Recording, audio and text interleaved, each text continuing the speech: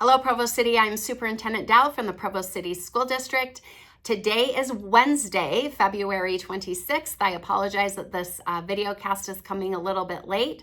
I want to start off today by congratulating our Provo High School girls basketball team. They did lose in overtime last week, but just a lot of heart. I don't know if you realize this or not, but I think almost every member on the varsity team is a freshman, or most of them are, which is pretty impressive.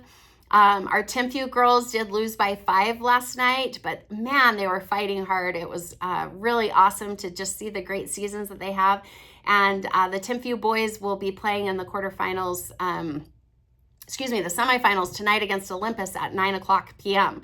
So if you can stay awake, you can watch it. It does stream live. So just really appreciate our coaches, our parents, all of the effort that goes in. We have athletic directors. We have assistant principals who ride buses. I think Tom Fell, assistant principal at Timpview High School, will be on one of the buses for the students. There's just a lot of people that come together to make these activities so awesome for our students. This week, we want to acknowledge our Provo Way Award winner, Justin Golightly. He's a teacher at Shoreline Middle School. He cares deeply about his students. He works with students who struggle with English. He helps them feel successful and valued. And we are just lucky to have so many outstanding educators in Provo City School District. We are so grateful for our foundation. Our foundation donates money to what are called teacher mini grants to allow teachers to apply for additional funds to do really creative things in their classrooms. An example of this is we have Lisa Garner. She's a first grade teacher at Edgemont Elementary that wanted some nonfiction readers for her first graders. So she submitted a grant, the foundation awarded it, and it really helps students recognize that they have the reading skills to be able to read nonfiction, and they're also learning some really cool things. And so they can do both. They can read and learn really great things, and they have the skill set to do that. So lots of projects like that. If you're interested in donating to the foundation, you can link their page off of our webpage, and there is a way for you to donate using a QR code there. We know that many schools were informed about administrative changes that took place. We had 4 schools that have principal changes. We want you to know that we do not take these principal changes lightly.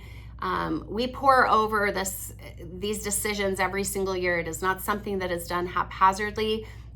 We consult with our school board members. We consult with our district leadership team. We're looking at data. We're looking at the needs of the school. We're looking at what supports our teachers need. What does the community need?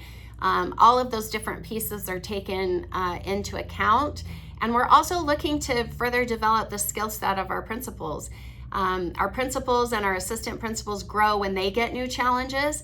And if they're stuck kind of in the same thing year after year after year after year, then that also inhibits their growth. In the same way, if we just had a kid stay in 3rd grade forever, it can certainly do that. We have fantastic administrators in Provo City School District. I am so glad to say that, because we really do. And they are able to go into any school community. They know how to look at the data. They know how to support. They know how to build relationships with the communities.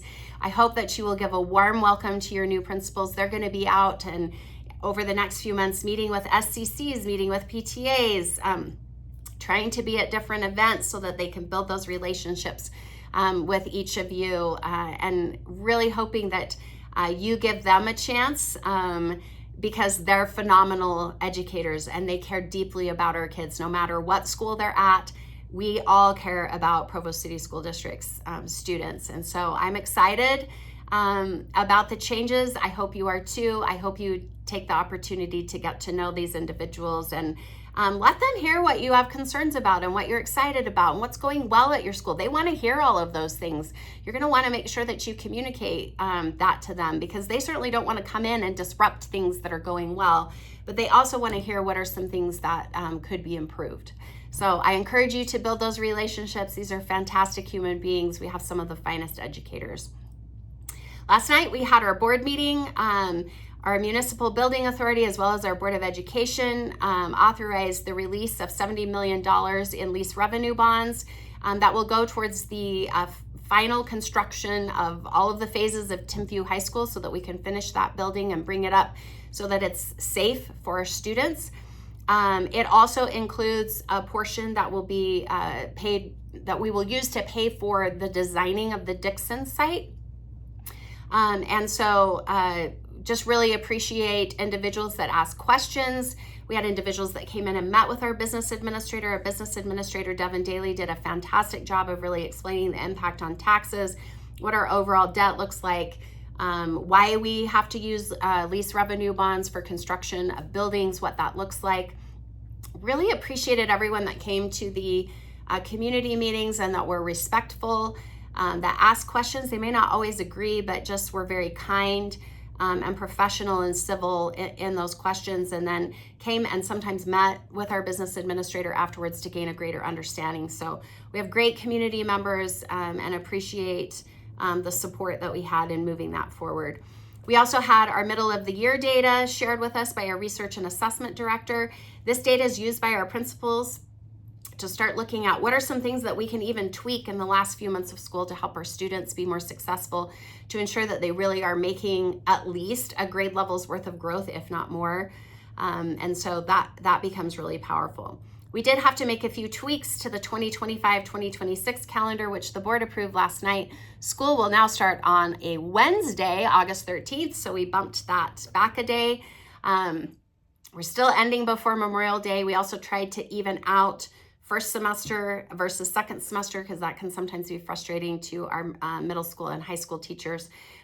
Information will be sent out to you with all of those specifics so that you have that and you can plan and prepare. That will come in the next week, so you can look for that. We also did a first reading of a policy on extracurricular activities. This is a new policy to just talk about eligibility for extracurricular activities, particularly for like private school students, homeschool students. What does that look like? What our expectations of coaches are.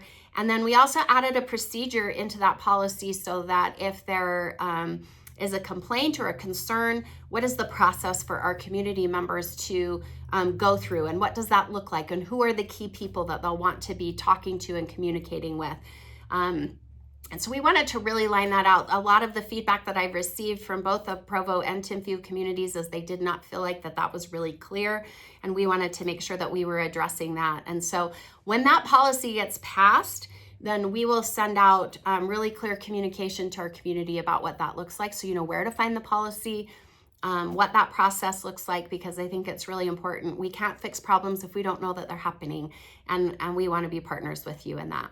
Last Friday's podcast was about Shannon Kwan, who is a CTE teacher. She's a robotics and computer science teacher at Provo High School. I don't know that people realize this, but you can actually graduate from high school with a drone pilot's license. There are some pretty great skills that our students are leaving high school with that maybe people don't even realize. And this week, I interviewed a bus driver. Her name is Dusty. She does the bus runs for Provo High as well as Edgemont Elementary. Just really kind of seeing a day in the life of a bus driver and seeing some of the challenges and things that they have to worry about. We are so grateful for the employees that we have, and I just want to shed light on all of the great work that's happening in Provo City School District. With that, I hope all of you have a fantastic week.